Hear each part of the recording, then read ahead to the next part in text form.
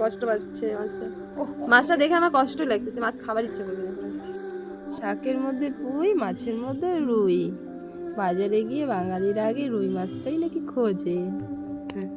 তারপর হলো জিওল মাছ, মানে আমরা এটাকে শাটি মাছ বলি। তা বাড়িতে সামনে বিয়ে আমার, তা মা আমাকে মাছ চেনাচ্ছে, মানে মাছের নামগুলো কোনটা কী কী সেটা বলছে শুনছি। আর এখানে আছে সালপিনা বুটি আর হচ্ছে জাপানি বুটি। তারপর আমি এই মাছটা দেখে বলছি মাছটা তো কষ্ট পাচ্ছে, আমার মাছটা দেখে আর খেতেই ইচ্ছা করবে না। তারপর আমি বালতিতে করে বাচ্চাদের মতো মাছ আর জল দিয়ে খেলা শুরু করে দিলাম। এটা আমার ভাগ্নে করে, মানে আদি বাবাই।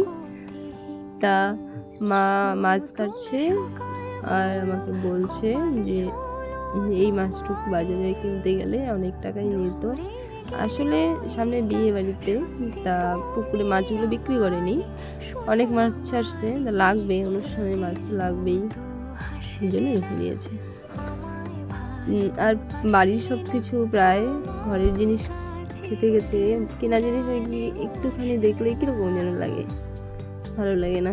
মাছটা দেখো, ছোট থেকে মানে ঘরের জিনিস দেখতে দেখতে কিরকম যেন হয়ে গেছে।